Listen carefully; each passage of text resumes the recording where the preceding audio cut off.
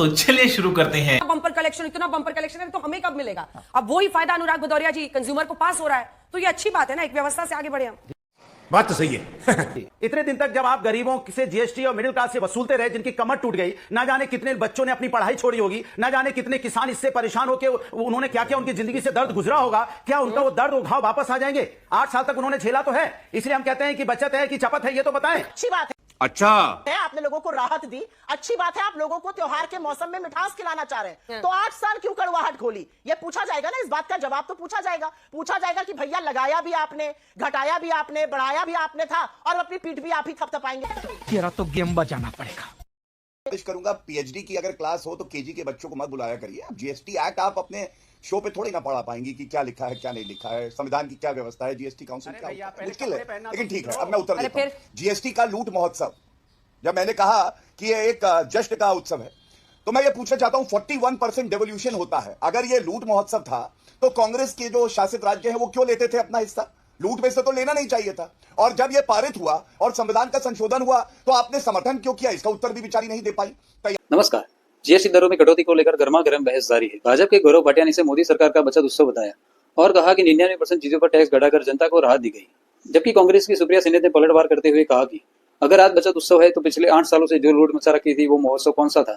वहीं सपा के अनुराग भदौरिया ने सरकार पर तंज कसा और कहा कि 2017 से पढ़ाई, दवाई, आटा, दही जैसी जरूरी चीजों पर भी टैक्स वसूला गया। तीनों नेताओं में आज की डिबेट में आरोप प्रत्यारोप के बीच तीखी नोकझोंक देखने को मिली। आपका क्या सोचना है नए रिफॉर्म के बारे में कमेंट सेक्शन में जरूर बताएं। वीडियो को लाइक, चैनल को सब्सक्राइब जरूर से कर दीजिए क्योंकि आपका ये समर्थन हमारे लिए बेहद ही खास है।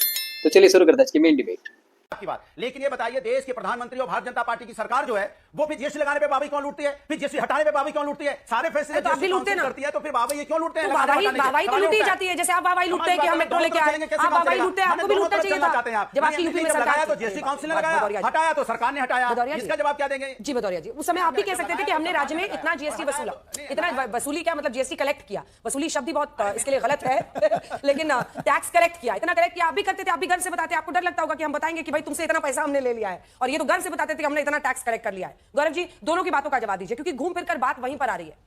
इतना टैक्स आपने पहले लगाया और बाद में उसको हटाकर अपनी पीठ थपथपा रहे हैं। मैं उत्तर देता हूं।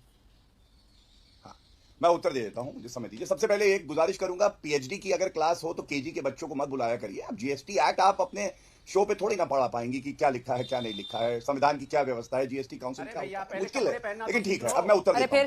सबसे पहले इनकी नजरें हमेशा जो है इधर उधर ही रहती हैं। अरे कोई तभी जनता ने लताड़ा है। देखिए चालू हो गया अब जनरेटर। अब अंजना जी मेरा समय है, मैं उत्तर दे लूं? बोलिए जल्दी बोलिए। देखिए कांग्रेस की प्रवक्ता ने अभी कहा जीएसटी का लूट महोत्सव, जब मैंने कहा कि ये एक जश्न का उत्सव है, तो मैं ये पूछना चाहता हूं 41% डेवोल्यूशन होता है। अगर ये लूट महोत्सव था तो कांग्रेस के जो शासित राज्य हैं वो क्यों लेते थे अपना हिस्सा? लूट में से तो लेना नहीं चाहिए था। और जब ये पारित हुआ और संविधान का संशोधन हुआ तो आपने समर्थन क्यों किया? इसका उत्तर भी बेचारी नहीं दे पाई, तैयारी नहीं करके आई हैं। लेकिन अब मैं इनकी बातों का उत्तर देता हूं। इन्होंने कहा 55 लाख करोड़ वसूले। पहली बात तो कर व्यवस्था होती है, कर लिया जाता है, संविधान इसकी इजाजत देता है। इनको यह नहीं पता है कि 40 लाख करोड़ रुपए तो लाभार्थियों को डायरेक्ट बेनिफिट ट्रांसफर में गए हैं। जैसे 3.5 लाख प्रधानमंत्री किसान सम्मान निधि में गए हैं, करीब 8 लाख करोड़ रुपए जो 80 करोड़ भारतीयों को अनाज जा रहा है कोविड के समय में, तब से जा रहा है। तो खड़गे जी को यह पता होना चाहिए कि अगर कर इकट्ठा होता है तो उसके बाद वो जनता के हित में लगता है। दूसरी बात, क्यों बदलाव अब आया? देखिए कांग्रेस को यह है कि इनकी गाड़ी रॉकेट लॉन्च नहीं होता, गाड़ी चलती नहीं। ये चाहते हैं रोड पे गाड़ी आए 5th गियर पे लगा दो। एक आंकड़ा देता हूं आपको, जब जीएसटी लागू हुआ अंजना जी, तो उस वक्त कलेक्शन कितना था? 2017 अगस्त में 90,670 करोड़, ठीक है, और अप्रैल 2025 में 2,40,000 करोड़। अब आप देखिए फर्क आया ना। जब फर्क आया तो हमारी सरकार ने कहा कि अब सही से जीएसटी लागू हो गया है और इसका लाभ जनता तक जाना चाहिए, और इसीलिए हमने कर को सरलीकरण किया, 2 स्लैब लाए और उसके साथ घटाया भी सभी वस्तुओं पे। तीसरी बात, ये कह रहे मोदी जी ने विरोध किया। मोदी जी ने क्या विरोध किया था मैं आपको बताता हूं। पहली बात, आप कॉन्सेंसस नहीं बना पाए, कांग्रेस की विफलता थी, मानिए इसे। दूसरी बात, मोदी जी ने बिल्कुल स्पष्टता से कहा था कि जो स्टेट का रेवेन्यू है उसका कॉम्पनसेशन देंगे, ये नहीं दे पाए। नरेंद्र मोदी जी के नेतृत्व में श्रद्धेय अरुण जेटली जी ने सुनिश्चित किया कि इनको कॉम्पनसेट किया जाए जो इनका नुकसान होगा। तीसरी बात, जैसा अभी सिद्धार्थ जी ने कहा, आपको एक बैकएंड आईटी सिस्टम बनाना था, इंफ्रास्ट्रक्चर, वो कांग्रेस के समय में था ही नहीं, तो लागू कैसे करते? और चौथी बात जो सबसे महत्वपूर्ण है, केवल मुंह जबानी बात कर देना, चाहे महिला आरक्षण हो, चाहे 1 रैंक 1 पेंशन हो, चाहे जीएसटी लागू करना हो। अरे सपने देखे मुंगेरी लाल कांग्रेस ने, पूरे किए नरेंद्र मोदी जी ने, ये सच्चाई है। अब समाजवादी पार्टी पे आते हैं। समाजवादी पार्टी तो जो किसानों का यूरिया होता है, फर्टिलाइजर होता है, उस पे ठीक है। वैट लगाती थी पूरे। यही नहीं पता है कि उनका स्टैंड क्या है। और ठीक है, हो सकता है कि 1 लाख चूहे खा के भ्रष्टाचार के वो वेटिकन जाते हों।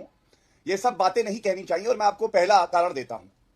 नवरात्रि की शुभकामनाएं सभी हमारे दर्शकों को। और क्या यह कहना गलत होगा कि एक बचत उत्सव चल रहा है?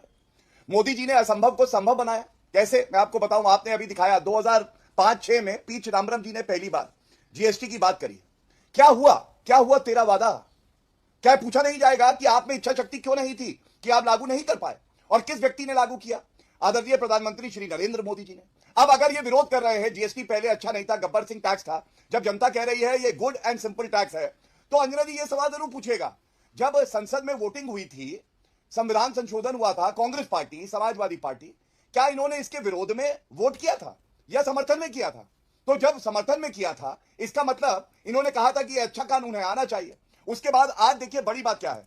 99% जो आइटम है, ये 12% पे जो थे अब 5% हो गए। मतलब यहां पे राहत मिली आम आदमी को। रोजमर्रा की जो वस्तुएं हैं, जो अस्पताल से जुड़ी वस्तुएं हैं, टॉयलेट सोप है, हेयर ऑयल है, टूथब्रश है, टूथपेस्ट है, या तो 0% पे है या 5% पे है।